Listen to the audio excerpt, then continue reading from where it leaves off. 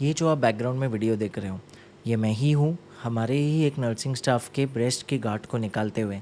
लेकिन कोई ऑपरेशन से नहीं, एक टेक्नोलॉजी से, जिसमें मैंने एक नीडल से पीस बाय पीस इसकी गांठ निकाल दी है, बिना किसी स्कार के, कम्प्लीटली कॉस्मेटिकली सेफ़। पेशेंट होश में है सिर्फ सुन करके।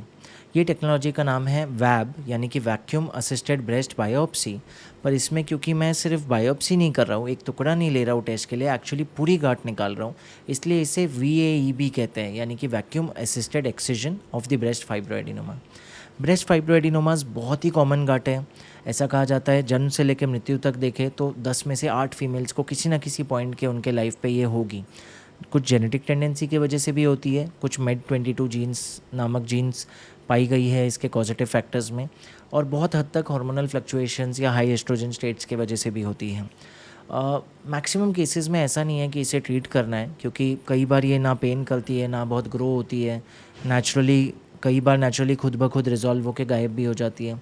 लेकिन कुछ कंडीशंस है जहां अगर इसका साइज़ बढ़ जाए 30 मिलीमीटर के ऊपर, या फिर इंटरवल ग्रोथ है, यानी कि सीरियल सोनोग्राफीज पे पता चल रहा है बढ़ रही है, पेन कॉज कर रही है, डिस्मॉर्फिक अपीयरेंस यानी कि अपीयरेंस बहुत अच्छा नहीं दिख रहा है, तो इन केसेस में डेफिनेटली इन्हें ट्रीट किया जा सकता है, ताकि ये जो पेन कर रही है या डिस्मॉर्फिक अपीयरेंस कर रही है वो करेक्ट हो जाए, या ग्रोथ बढ़ना, मैलिग्नेंट ट्रांसफॉर्मेशन का रिस्क यानी कि कैंसर कन्वर्जन का, या बड़े साइज़, ये सब भी ठीक हो जाए और पेशेंट को दिक्कत ना आए। ट्रेडिशनल तरीका इनको ट्रीट करने का सर्जरी था, जिसमें एक कट देके ये गांठों को निकाला जाता था। ऑफ कोर्स पहला प्रॉब्लम स्कार जो कॉस्मेटिक लेवल पे आएगा, वो भी ब्रेस्ट पे। बहुत सारी यंग फीमेल्स को वो एक्सेप्टेबल नहीं होता, स्पेशली जब मैरिज होने जा रही है तो अच्छा नहीं लगता है वो स्कार, डेफिनेटली मैक्सिमम फीमेल्स को। बट उसके अलावा, और क्यों ना हो, मतलब क्यों कोई चाहेगा कि अपने प्राइवेट एरियाज़ में स्कार जैसा प्रॉब्लम हो।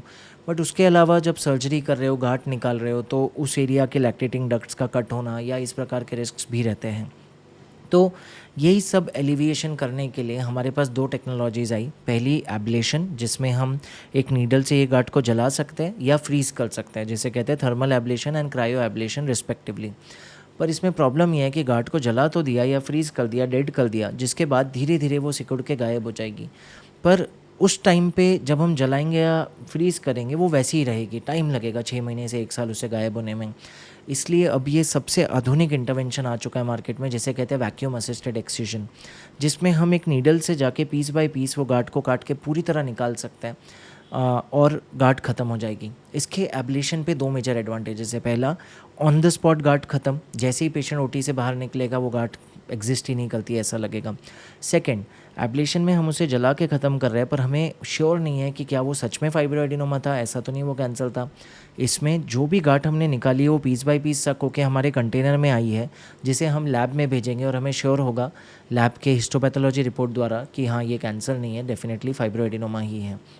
सो पॉइंट है कि इतना आधुनिक इलाज है, इतने सारे एडवांटेजेस के साथ, स्पेशली सर्जरी के ऊपर, लेकिन एब्लेशन के ऊपर भी।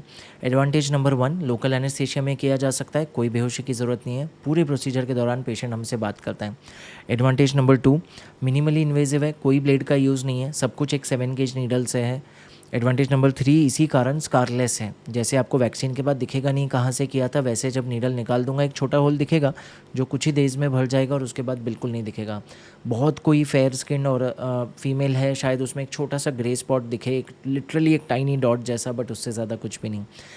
एडवांटेज नंबर 4, कोई मेडिकेशन की ज़रूरत नहीं, ज़्यादा से ज़्यादा 3 दिन प्रोफाइलैक्टिक एंटीबायोटिक या पेन किलर दे देंगे, उसके बाद कोई ज़रूरत नहीं। एडवांटेज 5, कोई लैक्टेटिंग डक्ट्स का कटिंग या कोई दिक्कत नहीं, हम ये गांठ के अराउंड हाइड्रो डिसेक्शन करते हैं, सलाइन और लोकल एनेस्थीसिया भरते हैं, जिसके बाद गांठ को निकालते हैं, तो कोई रिस्क नहीं है कि हम लैक्टेटिंग डक्ट्स यानी कि दूध की डक्ट्स को कट करेंगे।